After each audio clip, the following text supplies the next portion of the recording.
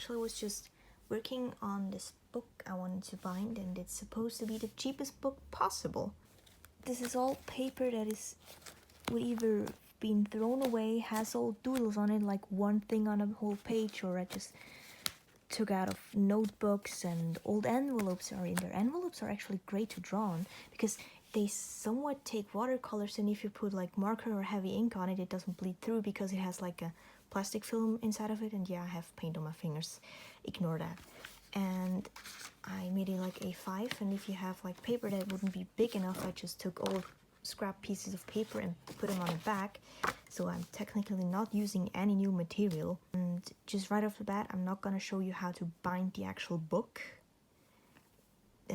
Sea Lemon has great tutorials, and if you know somebody else who knows great tutorials, just let others know in the comments below.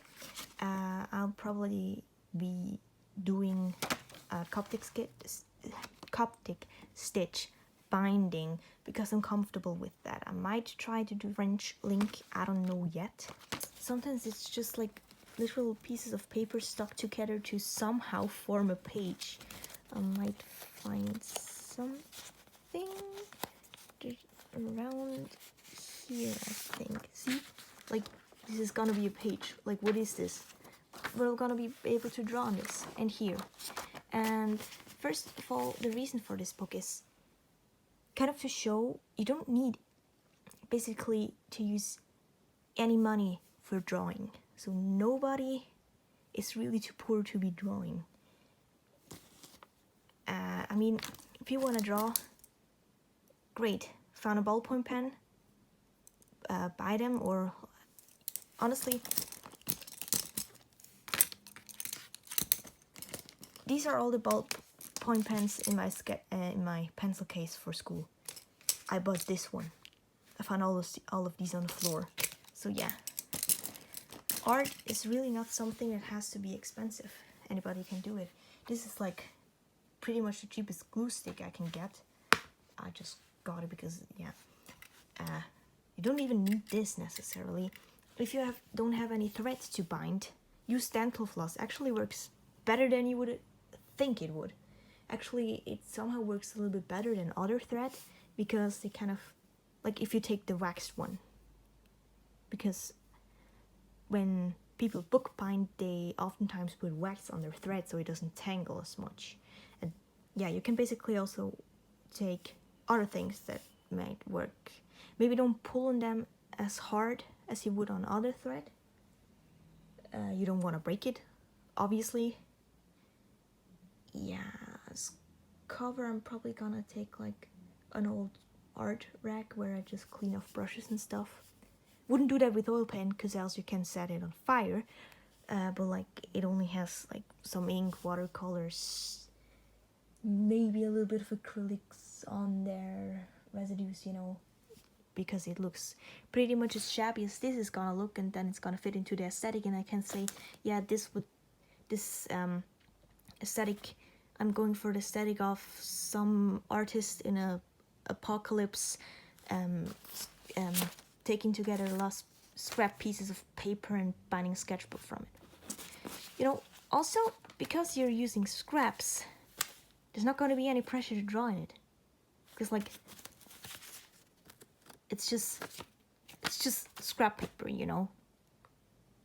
Yeah, I'm probably gonna continue with paper thingies for today, and show you like how I put it together another day. So yeah, it is the next day, and I'm going to take these and put them into signatures, because not all of them have the same thickness, because of course it's a bajillion different types of papers. I'll just try to make sure they're all about the same, they all have about the same thickness. Yeah. So I thought I'll go here because of the night's lighting, and as soon as I arrive, of course, there's a cloud.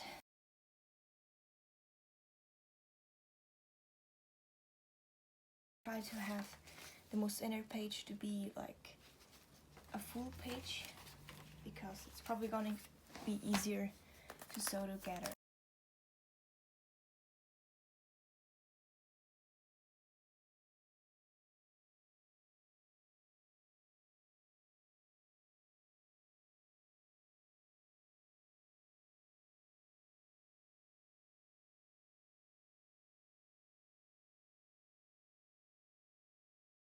Funny thing is, I just realized I'm recycling recycled paper. So it's recycled twice. By the way, if anybody is doing this too, let me know. I really want to see your books.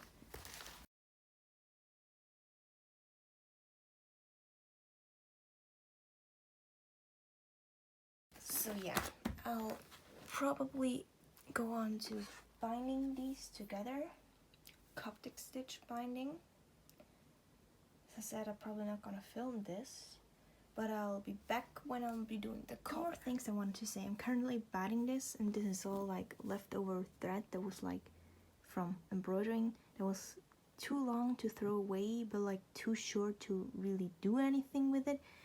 And I just ran out of thread, so I tied it off, and I'm just going in with another color. And what I wanted to say as well is, of course, handmade paper would look awesome in this too. Yeah, if you want to add some handmade paper into it, if you have some or made some, or I don't know. Yeah, just saying.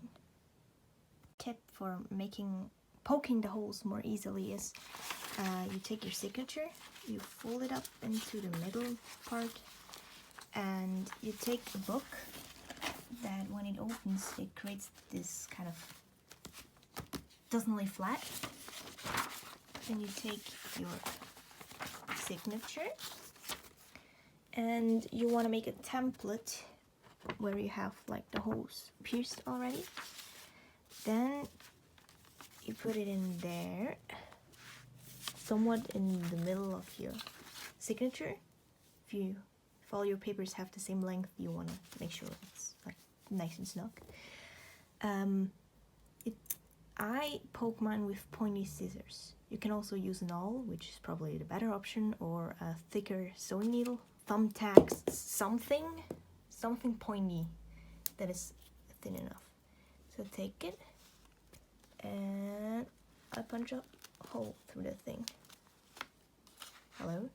Could you please word punch the holes? And it's way easier than if you would do it on a flat surface. Yeah, that's how I punched all my holes. Yeah, I just realized this turned out just a little bit thicker than I expected.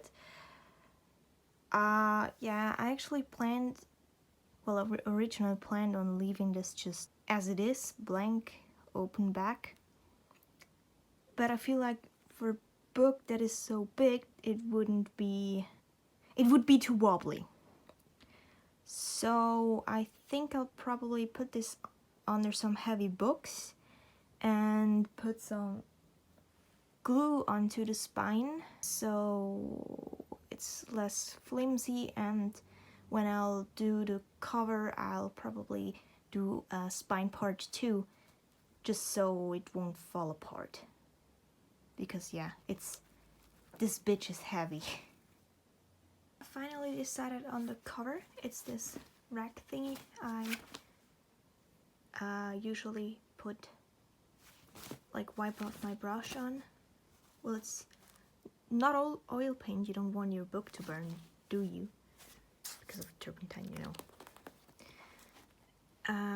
At first I thought it probably won't fit because the book got thicker than I thought, but I think I'll be fine.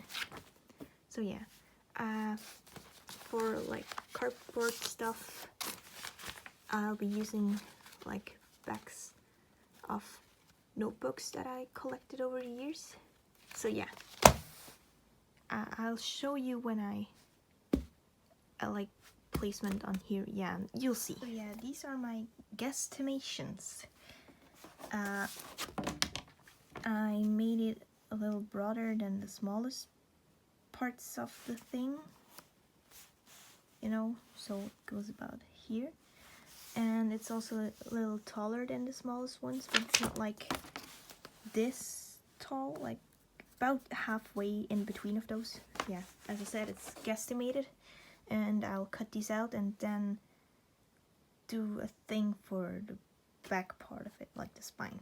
I laid it out like this, and in between there's supposed to be a spine, which this part actually fits the spine perfectly. Didn't measure that at all, just happened to be like that. So I'll cut this off and use it. And when I'll glue this on here, I will make sure to leave space between the spine part and the cover parts, so the book is still able to open. Yeah. So yeah, turns out it's very not a whole lot of space on the sides. I'm still gonna use it, but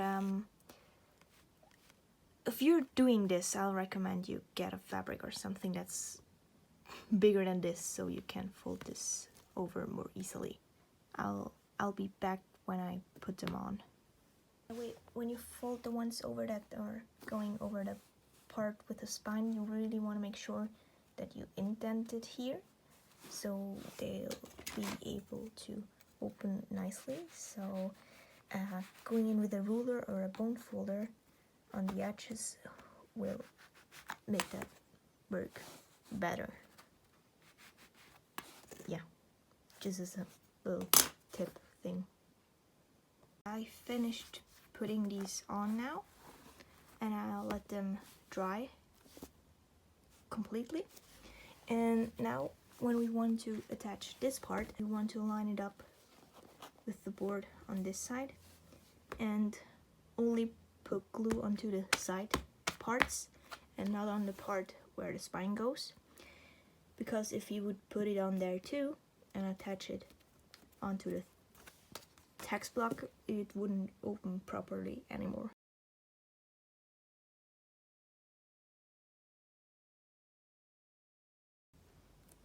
I'm personally just using my fingers to spread the glue, but of course you could use brush, but I don't know, I just prefer using my fingers. I feel like I have more control.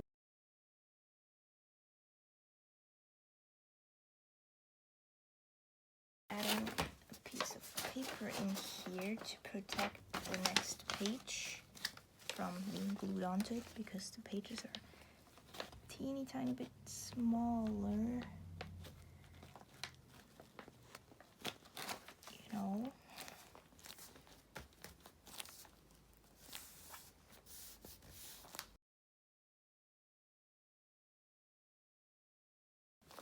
Now I just gotta let it dry, and then I'll remove the papers and add some little decorations. I just realized that I was dumb, because if I want to attach bookmark thingies that are like the ribbons, yeah, it would have made sense to attach them onto the spine of the book, like on the text block. I mean, you can still do that, it's just gonna be harder. So be smarter than me and add them before you add the cover. Right here it kind of does this, and because I don't want to have the book falling apart, I'll add this origami paper here to first of all cover this up, and second of all make it hold together and not fall apart. So yeah, that's the plan.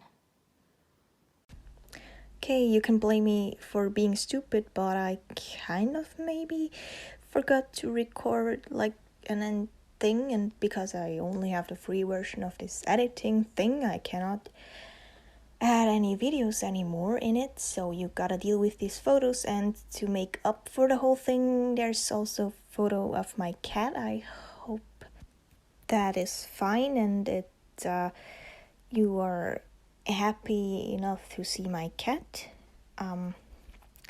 I think that was it. This thing was total chaos. And I promise the next video will be a little bit less chaotic. But it was just about showing that you don't need a lot of money to make art. And I want to make like a little series where I also draw with cheap stuff in the cheap sketchbook. Does it make sense? I hope it does. Anyways, bye!